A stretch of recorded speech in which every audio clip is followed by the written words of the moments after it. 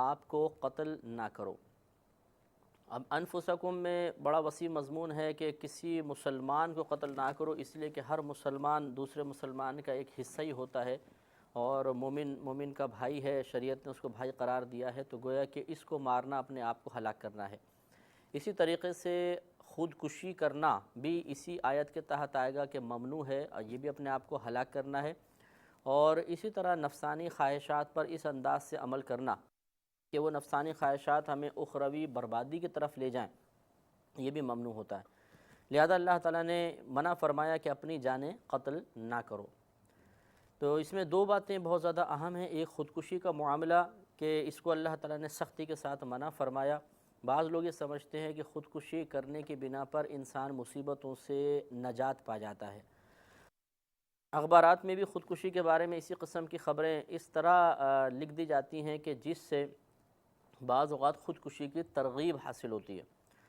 یعنی 6 بچوں کی ماں نے خودکشی کر کے مصیبتوں سے نجات پا لی۔ تو اب یہ جب ہیڈنگ کو پڑھے گا تو اس کے ذہن میں ہو سکتا ہے تصور قائم ہو جائے کہ خودکشی کرنے کی وجہ سے دنیاوی مصیبتوں سے نجات مل جاتی ہے۔ اسی طریقے سے اگر کوئی خودکشی کرتا ہے تو آپس میں لوگ کہتے ہیں کہ لو جی یہ تو مصیبتوں سے آزاد ہو گیا، دوسروں کو مصیبتوں میں چھوڑ گیا، خود آزاد ہو گیا۔ تو یہ نہیں کرنا چاہیے۔ یقینی سی بات ہے کہ جب ایک شخص اللہ تعالیٰ کی نافرمانی کر رہا ہے تو اللہ کی نافرمانی میں نجات تو ہو ہی نہیں سکتی۔ اسی لیے نبی کریم صلی اللہ علیہ وسلم نے ارشاد فرمایا، بخاری کی روایت ہے کہ جس شخص نے اپنے آپ کو دنیا میں جس طرح ہلاک کیا وہ جہنم میں اسی طرح اپنے آپ کو ہلاک کرتا رہے گا۔ چنانچہ اگر کسی نے اپنے آپ کو خنجر مارا تو وہ جہنم میں اپنے آپ کو خنجر مارتا رہے گا، اگر کسی نے زہر پی کر اپنے آپ کو ہلاک کیا تو وہ جہنم میں زہر پیتا رہے گا۔ تو اس سے معلوم یہ ہوا کہ خودکشی حرام ہے، اور خودکشی اصل میں راہ نجات نہیں ہے بلکہ راہ ہلاکت ہے۔ اور یہ سمجھنا کہ دنیاوی مصیبتوں سے مجھے آزادی مل جائے گی، یہ ایک نادانی ہے، کیونکہ اخروی مصیبتیں دنیاوی مصیبتوں سے بہت زیادہ ہیں۔ اس لیے اخروی مصیبتوں سے بچنے کے لیے خودکشی کا راستہ نہیں بلکہ اللہ تبارک و تعالیٰ کی رضا کا راستہ اختیار کرنا چاہیے، مصیبتوں پہ صبر کرنا چاہیے، اور دائرۂ شریعت میں رہ کر اعمال و افعال اور تدابیر اختیار کرنی چاہیے، اسی میں عافیت ہے۔ اسی طریقے سے اپنے آپ کو ایسے گناہوں میں، ایسے افعال میں مشغول کر لینا کہ جس کی وجہ سے ہلاکت متوجہ ہو، وہ بھی اس آیت کے تحت آئے گا۔ لہٰذا اللہ تعالیٰ کی نافرمانی کرنا، اس کے رسول کریم صلی اللہ علیہ وسلم کی نافرمانی کر کے وقتی طور پر لذت حاصل کرنا، مزے حاصل کرنا اور وقت گزاری کے ذرائع اختیار کرنا، یہ سب حرام ہیں، اور ان کا انجام آخرت میں بہت سخت ہوگا۔ اللہ تعالیٰ کے ارشاد فرماتا ہے کہ ان اللہ کان بکم رحیما، بے شک اللہ تبارک و تعالیٰ تم پر بہت مہربان ہے، وہ کرم فرمانے والا ہے، لہٰذا اپنے آپ کو ہلاک نہ کرو۔ اگر اللہ کی طرف سے کسی نعمت کی کمی ہے، کسی مصیبت کی آمد ہے تو یہ مشیت الہی کے تحت ہے، اور دراصل اللہ تبارک و تعالیٰ ہمارا امتحان لینا چاہتا ہے۔ لہذا جب اللہ تعالیٰ بہت مہربان ہے، وہ ظالم نہیں ہے، بخیل نہیں ہے، کنجوس نہیں ہے، وہ کچھ عطا فرماتا ہے تو اس کے رحمت کے خزانوں میں کوئی کمی نہیں آتی، لہٰذا اس کی رحمت پر یقین رکھتے ہوئے اپنی جانوں کو ہلاک نہیں کرنا چاہیے۔ وَمَن يَفْعَلْ ذَلِكَ عُدْوَانًا وَظُلْمًا، اور جو ایسا کرے گا زیادتی کرتے ہوئے اور ظلم کرتے ہوئے،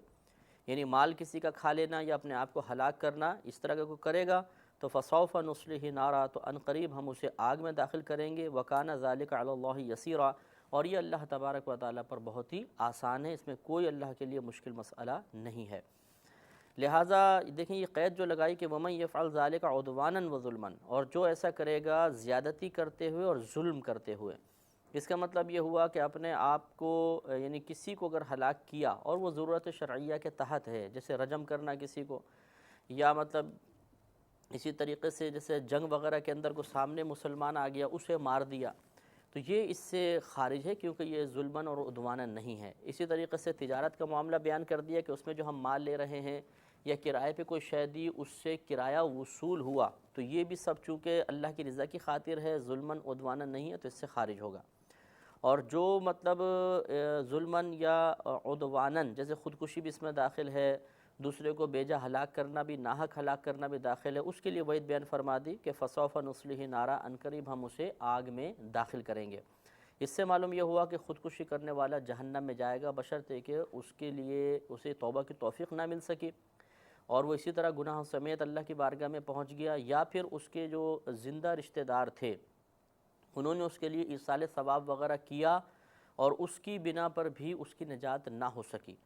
ورنہ ایسا ہوتا ہے کہ یا تو بعض اوقات خودکشی کرنے والا مثلا اس نے اپنے آپ کو جلا دیا، جلانے کے بعد اسے ندامت ہوئی، اس نے توبہ کر لی اور پھر اس کی ہلاکت ہوئی، تو انشاءاللہ یہ بھی بری ذمہ ہو جائے گا۔ اور اسی طریقے سے بعض اوقات ایسا ہوتا ہے کہ آدمی خطائیں کر کے ہلاک ہوتا ہے، لیکن اس کے رشتہ دار دیگر مسلمان اس کے لیے ایصال ثواب کرتے ہیں، اور اس ایصال ثواب کی برکت سے وہ شخص آخرت میں نجات پا جاتا ہے۔ اور یہ بھی ضمناً یاد رکھیں کہ خودکشی کرنے والا گناہگار ضرور ہے لیکن کافر نہیں ہے، لہٰذا اس کے لیے ایصال ثواب کرنا بھی جائز ہے، دعائے مغفرت کرنا بھی جائز ہے، اور مشیت الہی پر موقوف ہے کہ اللہ تعالیٰ اس سے درگزر فرما دے۔ ایک خودکشی کے طرز پر ایک شخص ہلاک ہوا تو نبی کریم صلی اللہ علیہ وسلم نے ان کے لیے دعائے مغفرت کی تھی۔ تو یہ اللہ تعالیٰ نے وعید بیان فرما دی کہ اگر اس طرح کا کوئی معاملہ نہ ہوا، اس کے لیے دنیا میں کوئی ذریعہ نجات نہ بن سکا، تو پھر اسے جہنم میں ڈالا جائے گا۔ لہذا ہر ایک کو یہ توجہ کرنی چاہیے کہ قطعاً یہ ذہن نہ بنائیں کہ آج ہم نفسانی خواہشات پر عمل کر کے جو لذت حاصل کر رہے ہیں، آخرت میں بھی ہمیں ایسی ہی لذات مل جائیں گی، ان کی بنا پر اخروی لذات سے آدمی محروم رہ سکتا ہے۔ یوں ہی یہ ذہن نہ بنائیں کہ خودکشی کرنے کی بنا پر ہم دنیاوی پریشانیوں سے نجات حاصل کر لیں گے، اس لیے کہ دنیاوی پریشانیاں بہت تھوڑی اور معمولی ہیں، اخروی پریشانیاں بہت زیادہ اور بہت عظیم ہیں، لہذا ان کے پیش نظر ایک معمولی تکلیف کی وجہ سے اپنے آپ کو ہلاک کر دینا، یعنی ان سے قطع نظر، یعنی آخرت کی جو پریشانی ان کو فراموش کر دیا جائے اور دنیاوی پریشانیوں کو بہت بڑا سمجھتے ہوئے اپنے آپ کو ہلاک کیا جائے، یہ نادانی کی بات ہے۔ آگے ارشاد فرمایا کہ ان تجتنبوا کبائر ما تنہون عنہ، اگر تم ان کبیرہ گناہوں سے بچتے رہو جن سے تمہیں منع کیا گیا، نکفر عنکم سیئاتکم، تو ہم تم سے تمہاری خطائیں معاف فرما دیں گے، ان کو ختم کر دیں گے، یعنی صغیرہ گناہ ختم کر دیے جائیں گے۔ وندخلکم مدخلا کریما، اور ہم تمہیں عزت کے مقام پر داخل کریں گے۔ تو یہاں پر ایک بات تو یہ کہ کبیرہ گناہ کسے کہتے ہیں، دوسرا کبیرہ گناہوں سے بچیں گے تو صغیرہ گناہوں کا کفارہ ہو جائے گا، اور اللہ تبارک و تعالیٰ ایسے شخص کو جنت میں داخل فرمائے گا، اس کا وعدہ فرمایا ہے۔ کبیرہ گناہ اصل میں اس کی مختلف تعریفیں بزرگوں نے بیان کی ہیں۔ ایک تعریف تو یہ بیان کی ہے کہ جس گناہ پر کوئی وعید بیان ہو گئی، یعنی جہنم میں کوئی عذاب، کوئی گناہ کا ذکر کیا اور پھر فرمایا کہ اس پر عذاب نازل ہوگا، یا کسی گناہ پر لعنت بیان فرمائی، یا کسی گناہ پر ہلاکت کے الفاظ آ گئے، تو اسے گناہ کبیرہ قرار دیا گیا ہے۔ اور جن گناہوں کے ساتھ ایسا نہیں ہے وہ گناہ صغیرہ کہلاتے ہیں۔ اور بعض بزرگان دین ارشاد فرماتے ہیں کہ جس گناہ کو بھی انسان معمولی سمجھ کر کرے وہ کبیرہ ہے، جس کو بڑا سمجھ کے کرے وہ صغیرہ ہے۔ یہ بھی بعض تعریف بیان کی گئی ہے، لیکن جو پہلے تعریف آپ کی خدمت میں عرض کی، جمہور کا قول اسی پر ہے کہ کوئی ایسا گناہ کہ جس پر کوئی حد جاری ہوتی ہو، کوئی وعید بیان کر دی گئی ہو، اس پہ لعنت کا تذکرہ ہو، ہلاکت کا تذکرہ ہو، تو وہ گناہ کبیرہ ہوتا ہے۔ اور یہ بات بھی بہت توجہ کی طالب ہے کہ نبی کریم صلی اللہ علیہ وسلم نے ارشاد فرمایا کہ صغیرہ گناہ پر اصرار کرنا اسے صغیرہ نہیں چھوڑتا۔ شارحین نے اس کی شرح یہ بیان فرمایا کہ اگر کوئی صغیرہ گناہ لگاتار کرتا رہے، لگاتار کرنے کا مطلب یہ ہے کہ بغیر توبہ کے دوبارہ ارتکاب کر لے۔ اگر ایسا ہوا کہ صغیرہ کیا، پھر توبہ کر لی، پھر صغیرہ کیا، تو یہ صغیرہ ہی رہے گا۔ لیکن اگر ایسا ہوا صغیرہ کیا، توبہ نہیں کی، پھر دوبارہ اسے کر لیا، ابھی توبہ نہیں کی تھی پھر دوبارہ کر لیا، تو اس طرح 3-4 بار اگر کسی گناہ صغیرہ کو لگاتار کرے، درمیان میں توبہ نہ ہو، تو نبی کریم صلی اللہ علیہ وسلم نے فرمایا کہ صغیرہ اصرار سے صغیرہ نہیں رہتا۔ کیا مطلب؟ کہ پھر وہ کبیرہ بن جائے گا۔ اس لیے کبیرہ گناہ کی ایک تعریف تو وہی ہے جو آپ کی خدمت میں عرض کی، اور یہ بھی کبیرہ گناہ کی تعریف ہے کہ صغیرہ گناہ پر اصرار کیا جائے، اسے لگاتار کیا جائے، درمیان میں توبہ نہ ہو، تو وہ بھی کبیرہ ہو جاتا ہے۔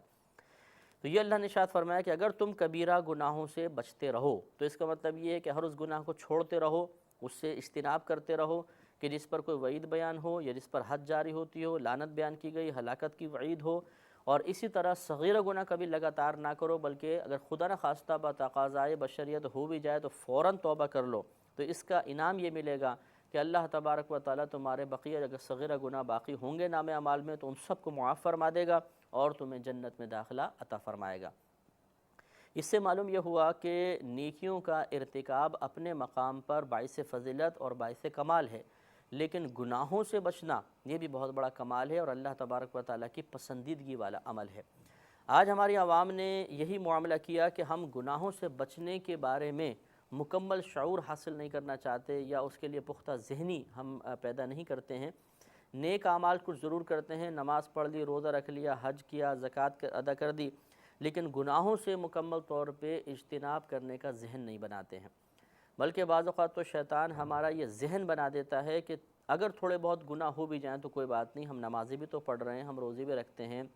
ہم غریبوں کی امداد بھی کرتے ہیں، ہم غریبوں کو کھانا وغیرہ بھی کھلا دیتے ہیں، تو اللہ تعالیٰ بخش دے گا۔ تو اس طرح بعض اپنے نیک اعمال کو بنیاد بنا کر یا اخروی نجات کا معیار قرار دے کر ہم بہت سارے گناہوں کا دلیری کے ساتھ ارتکاب کرتے ہیں، اور یہ بات مناسب نہیں ہے۔ یہ اللہ نے خود ارشاد فرما دیا کہ اگر تم کبیرہ گناہوں سے بچو گے تو صغیرہ گناہ معاف ہوں گے، لہذا اگر کوئی دلیری کے ساتھ صغیرہ گناہ کرتا رہے تو وہ کبیرہ بن جائیں گے، اور جب کبیرہ بنیں گے تو کبیرہ گناہوں کی وجہ سے صغیرہ کی معافی بھی ختم ہو سکتی ہے۔